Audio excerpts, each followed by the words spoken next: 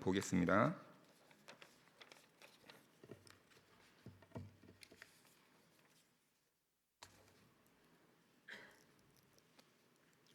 (10장) 34절에서 42절 말씀입니다. 한 절씩 교독하겠습니다. 제가 먼저 읽겠습니다. 내가 세상에 화평을 주러 온 줄로 생각하지 말라. 화평이 아니요 검을 주러 왔노라.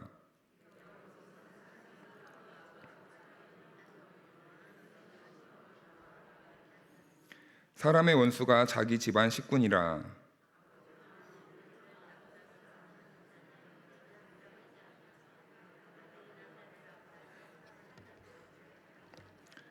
또 자기 십자가를 지고 나를 따르지 않는 자도 내게 합당하지 아니하리라.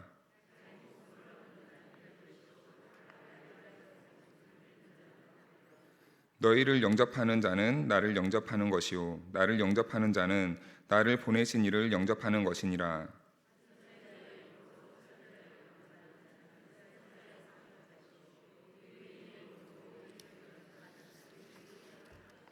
함께 읽겠습니다.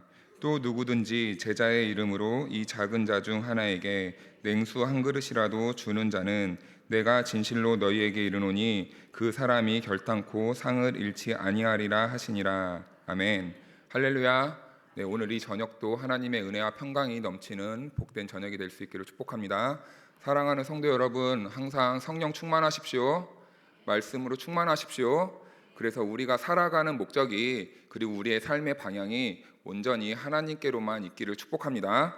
네, 여러분, 믿음은 무엇이라고 생각하십니까? 히브리서에는 바랄 수 없는 것들의 실상이요라고 되어 있는데, 우리가 믿음 생활, 우리 성도에게 믿음이란 무엇일까요? 성도의 믿음은, 믿음의 생활은 바랄 수 없고 할 수 없지만, 내 환경은 나를 억누르고 나를 짓누르는 것 같지만 묵묵히 말씀 붙잡고 가는 게 성도의 믿음인 줄로 믿습니다.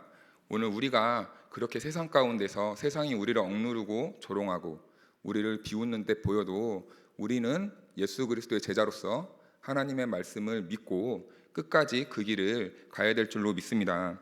여러분들은 혹시 일상을 한번 흔들어 보신 적이 있습니까? 이게 무슨 말일까요? 다른 말로 우리가 세상을 살잖아요. 근데 세상을 살면 우리가 세상은 살지만 그 안에서 말씀을 붙잡고 살아가야 되잖아요. 그런데 우리가 말씀을 붙잡고 살다 보면 항상 그 타협점이 생기기 마련입니다. 그런데 그럴 때 우리는 항상 갈등을 일으킬 때도 있죠. 그럴 때 우리는 어떻게 해야 되는가? 오늘 사실은 이 주제가 큰 핵심입니다. 저는 성도 여러분들은 제가 이런 말을 해도 우리 성도님들은 저보다 다 선배님들이시고 더 숱한 고난의 세월을 흘러 나오시면서 믿음을 지켜오셨던 분들이 우리 또 여기 계시는 성도님들인데, 그럼에도 불구하고 제가 예전에 겪었던 삶을 이렇게 나눠보면 저는 예수님을 만나고 항상 이렇게 다짐했던 게 있습니다. 하나님이 나를 필요로 하는 곳으로 가야지. 그곳이 어디든지 상관없이 나를 보내시고 부르시고 내가 있어야 되고 필요한 곳으로 가야 되겠다라는 이러한 마음을 굳게 먹었습니다. 그래서 저는 이 신념을 신념이라고 하니까 조금 약간 전투적인 것 같긴 한데요. 이 믿음을 지금까지도 사실은 지키려고 부단히 애를 쓰고 있는데요. 이 믿음을 지키려고 하는 그 과정 속에 제가 사실은 여수에서 이제 신대원을 이제 서울로 가야 되는지 아니면은 전주로 가야 되는지 갈등을 하면서 1년 휴학할 시절이 있었습니다. 그때 이제 제가 찾아 교회를 이제 방황하면서 조금 찾았거든요. 그런데 그 순간 어느 순간 이 언덕배기에 교회가 아담하게 하나 있는 거예요. 우리 소예배시란 반도 안 됩니다. 그런데 거기에 보니까 장애우들 몇 분 계시고, 그리고 나이 드신 분 몇 분 계시고, 목사님이 이제 50대 초반이나 된 것 같은데 왕성하게 목회를 하셔야 될 분이 개척을 해서 그렇게 아담하게 목회를 하고 계신 거예요. 그런데 거기에 괜시리 마음이 끌리더라고요. 마음이 갔습니다. 그래서 가정이 있고 자녀가 있음에도 불구하고 이 교회를 다녀야 되겠다. 이 교회에서 내가 할 수 있는 섬김을 한번 해야 되겠다. 이런 결단을 했습니다. 주님께서 주시는 마음이었겠죠. 그런 결단도 불러 일으켜 주신 거. 근데 얼마 뒤에 저희 어머니가 이제 식당을 하고 계셨는데 저희 어머니 아버지가 이제 다니시던 이제 여천에 아주 큰 교회가 있습니다. 그런데 그 교회 목사님이 저희 그 식당에 식사를 하러 오시면 저랑 마주쳤어요. 그랬더니 뭐하니 저보러요. 아, 저 대학원 준비하고 있습니다. 그랬더니 너 여기서 뭐하니? 아, 지금 도와주면서 잠깐 쉬고 있습니다. 그랬더니 쓸데없는 소리 하지 말고 우리 교회로 와 그러는 거예요. 그래가지고 제가 지금 여기 이제 막 작은 교회에서 사역을 이제 담임 목사님과 협의하에 시작하고 있습니다. 못 갈 것 같습니다. 너 지금 애도 있고 가정도 있고 너 뭐 하는 거야? 막 처음 봤는데 초면에 저를 혼내는 겁니다. 좀 당황했어요. 그런데 그 목사님이 또 이어서 하는 말이 너 여기 오면은 너 사례금 교육인데 100만 원 주고 뭐 그리고 뭐 보너스도 뭐 더 챙겨주고 책값도 주고 너 그리고 내가 이 사례금 말고 내가 내 목회비에서 또 더 챙겨줄 테니까 그냥 와 그러는 거예요. 제가 하루 종일 고민하다가 메일을 보냈습니다. 목사님, 제가 아무리 그래도 주님이 저를 여기 보내셨는데 제가 어떻게 목사님이 그 요청을 한다고 해서 제가 갈 수 있겠습니까? 제가 주님께서 여기를 보내신 것도 주님의 뜻이고 주님께서 지금 이 사역을 허락하신 것도 주님의 뜻일 텐데 어떻게 되든 저 여기서 한번 버텨볼랍니다. 이렇게 제가 메일을 보냈습니다. 그러니까 답변이 뭐라고 왔냐면 너 앞으로 나랑 마주쳐도 인사할 생각하지 마. 저희 아버지나 아버지가 근심이 막 왔어요. 근심이. 저희 가정에 불화가 잠깐 동안 일어날 뻔했습니다. 그래도 저는 주님이 주신 마음을 제가 거부할 수 있겠습니까? 지켜야죠. 어떤 뜻이 있어도. 네. 오늘 어떤 이 신학자는요 34절 말씀을 보면서 가히 충격적인 말씀이다 라고 이렇게 의견을 말합니다. 우리 34절 말씀 한번 읽어볼까요? 시작.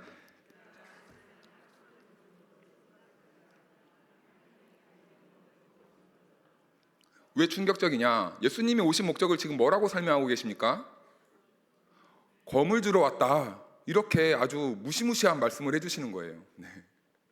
그렇다면 이 검은 무엇인가? 우리는 오늘 이 의미가 무엇인지 좀 알아야 이 오늘 본문을 이해할 수 있는 조금 약간 사고가 열리게 됩니다. 저는 항상 이 설교할 때 죄송합니다. 제가 은혜로운 이 말씀을 많이 나눠야 되는데 저는 약간 좀 설교를 난해하게 하는 편입니다. 이해해 주시고 그러려니 하고 따라와 주시면 감사하겠습니다. 네, 본문에서 이 말씀하시는 검이란요 먼저 좌우의 날선 검을 의미합니다. 좌우의 날선 검은 예수님께서 겟세마네 동산에서 이제 제자들과 기도를 하셨잖아요. 그리고 내려올 때 이제 예수님을 체포하기 위해 한 무리가 옵니다. 그때 이제 수제자인 베드로가 그 무리들을 막아서기 위해 칼을 꺼내어서 그 대제사장의 종인 이 말고죠. 말고의 길을 베어버리는데 이때 사용하는 칼이 바로 이 오늘 예수님께서 말씀하시는 이 검과 같은 의미라는 거죠. 굉장히 무시무시한 칼이라는 겁니다. 그런데 이 말은 특이하게도요 성경에서요 이 검, 좌우의 날선 검을 말할 때 다른 표현으로도 사용하는데요 바로 하나님의 말씀을 상징할 때 쓰는 표현이 바로 이 좌우의 날선 검이다 라고 이렇게 말을 합니다. 그래서 히브리서 4장 12절 말씀을 보면 이런 말씀이 있죠. 하나님의 말씀은 살아있고 활력이 있어 좌우의 날선 어떤 검보다도 예리하여, 이런 말씀이 있습니다. 그리고 또 에베소서 6장 17절 말씀에서도요 하나님의 말씀을 검에 빗대어서 이렇게 표현하고 있는 것을 또 보게 됩니다. 그래서 우리는 이 종합적인 이해를 위해서요 이제 계시록 말씀을 한번 봐야 되는데요. 요즘 신천지들이 저희 이 개신교를 뭐라고 좀 약간 조롱하는지 아십니까? 정통교회는 성경이 65권이랍니다. 왜냐하면 자기네들은 계시록을 잘 가리키는데 정통교회는 계시록을 거들떠도 안 본다고 해서 65권이라는 이런 표현을 쓰더라고요. 좀 도전이 됐습니다. 그래서 한번 찾아봐야 되겠습니다. 우리 계시록 6장 4절 한번 가보겠습니다.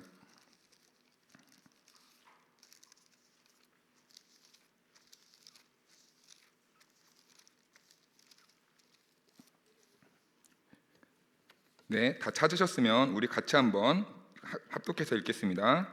이에 다른 붉은 말이 나오더라. 그 탄 자가 허락을 받아 땅에서 화평을 제하여 버리며 서로 죽이게 하고 또 큰 칼을 받았더라. 아멘.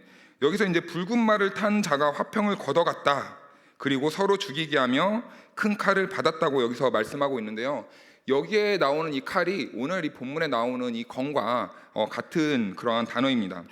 화평과 검은 오늘 말씀을 보니까 서로 하나가 될 수 없다라는 것을 예수님께서는 말씀해주고 있는 것이죠. 그래서 이 화평이나 이 검은 이제 서로 하나가 될 수 없기 때문에 이 둘 중에 하나만 남겨져야 된다라는 그러한 의미로 우리는 이해할 수 있습니다. 그래서 이 검이 등장하면서 이 땅에는 이제 화평이 제거된다라고 오늘 말씀은 계시록 말씀도 그렇게 말씀해주고 있죠.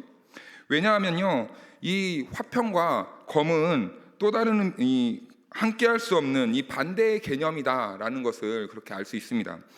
그런데 문제는요, 예수님께서 왜 이런 말씀을 하셨는가? 참 의아합니다. 왜냐하면 예수님께서는요, 화평, 평화를 굉장히 강조하셨거든요. 그래서 이 산상설교에서 예수님께서는요, 화평케 하는 자에겐 뭐가 있다고 말씀하시죠? 복이 있다라고 이렇게 말씀을 하십니다.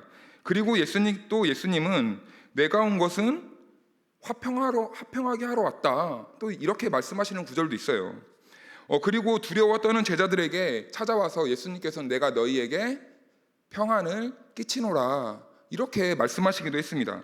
그럼에도 불구하고요, 오늘 이 본문의 말씀은 굉장히 좀 이해가 되지 않는 그런 의미의 말로 우리는 받아들여집니다. 이 말씀을 듣는 이 제자들은 또 얼마나 충격적이었겠습니까? 아니, 예수님이 오신 이유가 검을 들어 왔다고? 깨트리러 왔다고? 예수님께서는 왜 이렇게 말씀하시는지 아직은 그 의도를 잘 알 수 없지만 우리가 지금까지 확인해 본 바로는 화평과 검은 서로 일치할 수 없다. 네, 이해되시죠? 화평과 검은 서로 함께할 수 없다라는 것은 우리가 알 수 있습니다. 그래서 우리 35절 말씀을 같이 한번 읽어보겠습니다. 마태복음 10장 35절이요. 시작. 내가 온 것은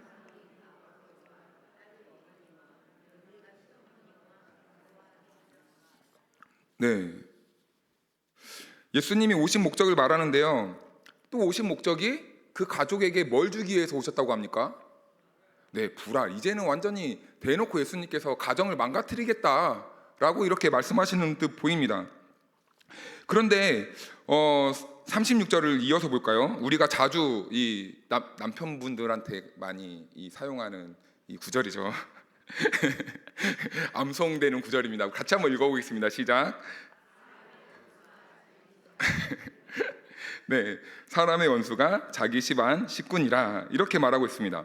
네, 히브리인들에게요, 가정 공동체라는 이 개념은요, 그 어떤 것보다 견고하고 끈끈하며 사랑이 넘치는 이 공동체를 말할 때 이 가족 공동체라고 합니다. 우리 한국도 그러죠. 가족이라면은 참 끈끈하고 친척 집안이라면 참 이렇게 결속되고, 그리고 그 안에서는 부모와 자녀가 사이에서는 그냥 아낌없이 막 퍼주는 그런 사랑의 관계가 바로 이 가족 공동체입니다. 그런데 예수님께서는 지금 그러한 끈끈한 가정, 이 사랑이 넘치고 화목한 그 가정을 향해서 오늘 내가 그 안에 불화를 줄 것이다 라고 이렇게 말씀하고 있다는 것이죠. 그러니까 이 말씀은 그 당시의 사람들의 이 가정 공동체라는 이 화목하고 사랑 넘치는 이 끈끈한 가정의 개념을 완전히 흔들고 깨트리는 그런 예수님의 말씀이라고도 볼 수 있을 것입니다. 그런데 이 말씀은요, 예수님께서 그냥 하신 말씀이 아니라 미가서 말씀을 인용했습니다. 우리 미가서 말씀 7장 6절에 보면 7장 6절 한번 제가 읽어드리겠습니다. 아들이 아버지를 멸시하며 딸이 어머니를 대적하며 며느리가 시어머니를 대적하리니 사람의 원수가 곧 자기의 집안 사람이로다. 네, 오늘 말씀과 똑같은 본문의 말씀이 미가서 7장 6절 말씀입니다. 오늘 예수님께서는 이 미가서 7장 6절의 말씀을 인용해서 오늘 제자들에게 가르쳐주고 있는 것이죠. 그런데 여기에서 조금 다른 부분이 있습니다. 미가 선지자는 그 안에 대적하며, 어머니를 대적하며 라고 이렇게 되어 있고요. 예수님께서는 이 대적이라는 표현 대신에 불화라는 이 의미를 사용하고 있습니다. 그런데 이 미가 선지자 이 7장 6절의 이 배경이 그 가정에 이 대적하는 자가 일어난다. 이 말은요. 이스라엘이 그토록 타락했다라는 것을 상징적으로 보여주는 구절이에요. 그러니까 아까 이 이스라엘 히브리 민족에게 있어서 가정 공동체라는 것은 사랑이 넘치고 굉장히 결속력 있고 끈끈한 공동체인데 지금 그 안에서 남편과 아내가 싸우고 불화를 일으키고 자녀들이 대적하고 막 이런 것을 보여준다는 것은 그토록 이스라엘이 부패하고 타락했다라는 것을 지금 보여주고 있는 겁니다. 그 말씀을 지금 예수님께서는 끌고 와서 오늘 이러한 그 가족에게 불화를 주러 왔다라고 이렇게 말씀해주고 있는 겁니다. 이 미가서가 사용한 미가서는 이 대적이라는 이 표현을 사용했다고 했잖아요. 그 안에서 대적하는 사람이 생겨날 것이다. 근데 이 대적이라는 단어는 굉장히 좀 폭력적인 단어입니다.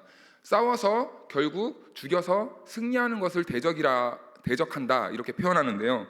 예수님은 이 대적이란 말을 바꿔서 불화라고 이렇게 사용을 하셨는데 이 불화라는 의미는 이런 의미가 있더라고요.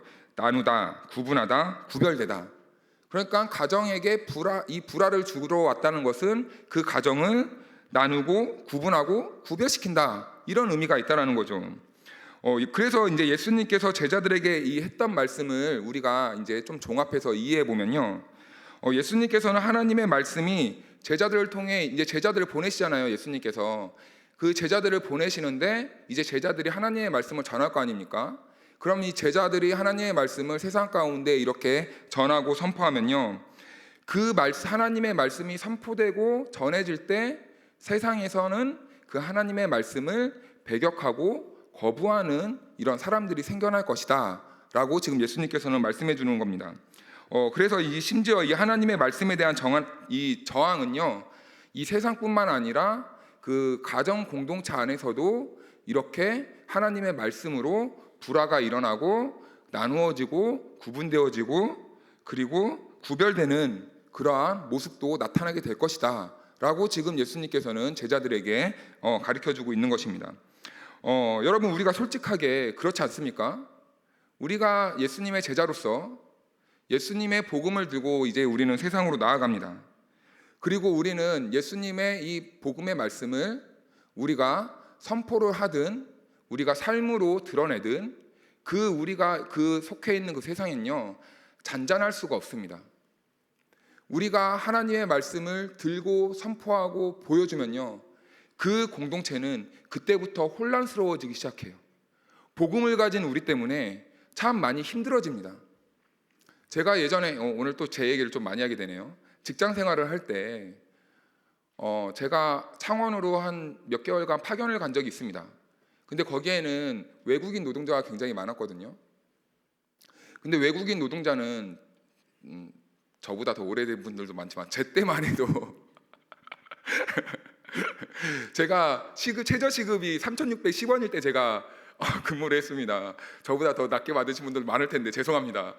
그때만 해도 외국인 노동자라고 하면요 진짜 개 돼지 취급 받았습니다.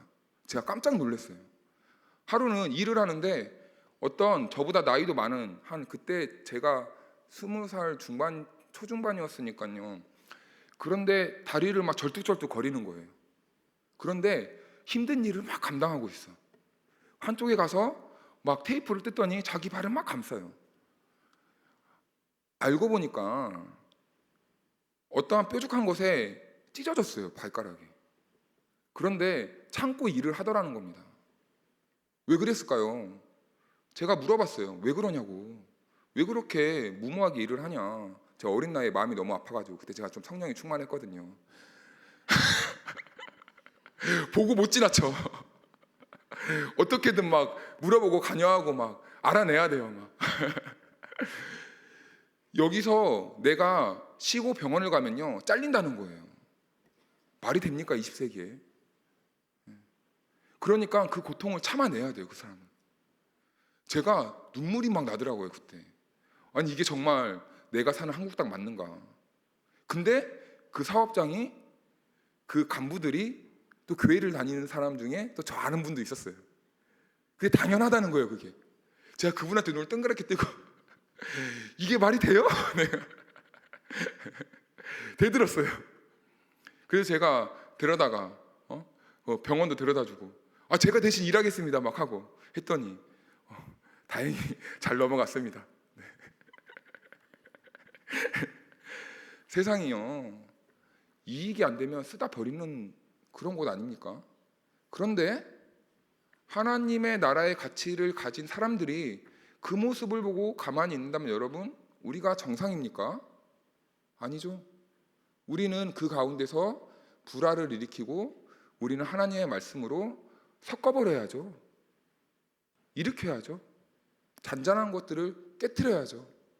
그게 오늘 저와 여러분들을 하나님께서 부르신 목적이 아닐까요?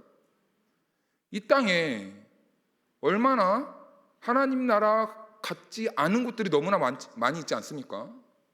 그런데 하나님께서 오늘 저와 여러분들을 불렀다는 것은, 세상으로 보내신다는 그 이유는 가서 불화를 일으켜라 라는 그런 의미가 담겨 있는 거 아니겠습니까? 네, 사도행전을 보면요 여러분, 교회에는 박해를 받습니다. 그런데 박해받은 사람들이 흩어지기 시작해요.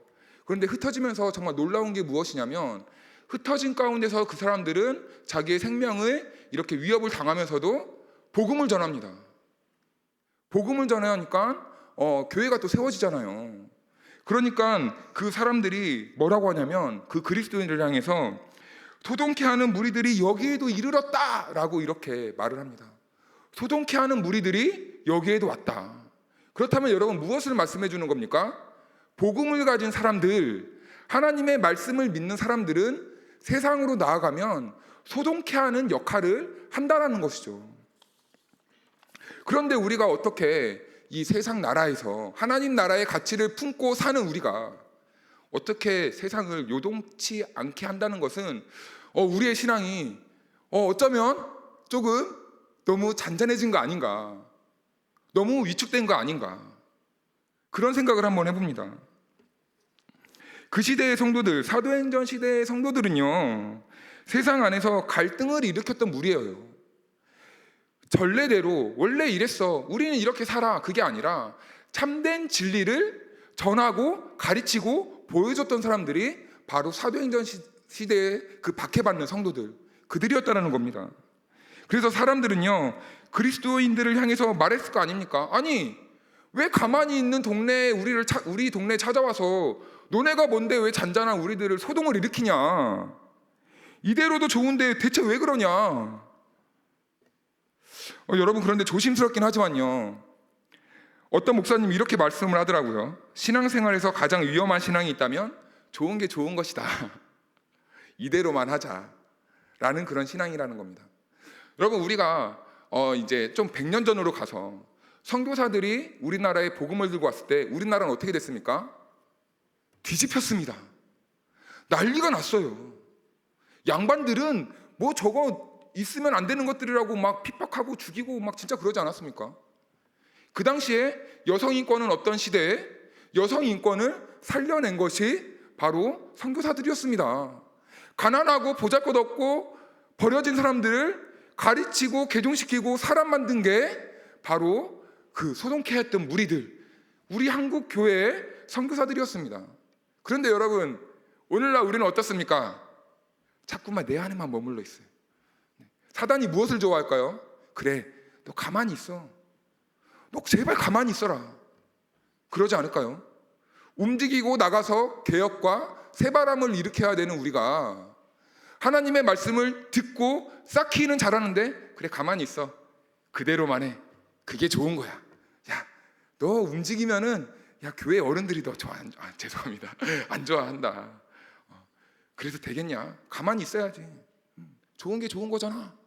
자꾸 이렇게 우리 안에만 가둬놓고 압박하고, 야, 네가 지금 니까짓 게 뭔데 하나님의 복음을 전하냐, 니나 잘해야지, 이런 식으로 자꾸 우리를 결박시키려고 한다는 말입니다. 그런데 믿음 있는 사람들은 무엇입니까? 그런 상황이 아님에도 불구하고 진리를 붙잡고 나아가는 게 믿음의 사람들 아니겠습니까? 여러분, 우리에게 가장 큰 기쁨을 선물해 준 이 복음을요, 세상에 들고 나가면요, 세상은 우리를 가만히 두지 않습니다. 이제 전도를 하러 나가면요, 진짜 그렇습니다. 우리는 기쁜 마음으로 생명을 살리는 이 복음을 들고 나가잖아요.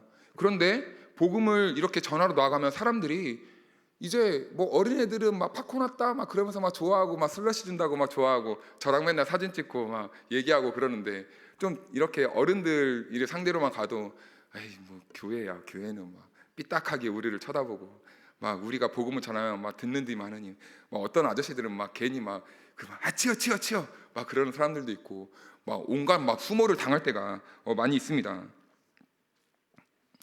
세상은요, 예수님을 이렇게 우리한테는 참 복음이지만 세상에 우리가 나가고 세상에 복음을 전하면 세상은 우리를 달궈하지 않을 때도 있습니다.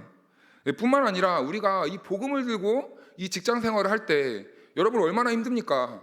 요즘 여러분 직장 생활을 하시는 분 가운데서 나는 그리스도인입니다 라고 이렇게 당당하게 내가 앞서서 말하시는 분들이 사실 많이 없다고 해요. 굳이 묻지 않으면 말을 하지 않으신 분들이 굉장히 상당수라고 합니다. 왜냐하면 믿는 사람들이라는 이유로 싫어하고 은근히 막 왕따시키고 괜히 막 핀잔 듣고 그렇다라는 것이죠. 세상이 이렇다라는 겁니다. 그런데 우리가 여기서 주의해야 할 것이 있는데요, 세상이 제자들을 이상하게 볼 수는 있지만요, 그렇다고 해서 우리가 그 세상과 막 전투적으로 싸워서 꺾고 이겨라 또 그런 말은 아니라고 합니다. 그렇다면 이건 무슨 말이냐, 우리가 세상 안에서 진리를 붙잡고 살 때 그렇다 보면 어쩔 수 없는 상황에서 이제는 진리를 택해야 될지 세상과 적당히 타협해야 될지 그러한 위치에 서게 된다는 겁니다. 그럴 때 우리는 무엇을 선택해야 할까요?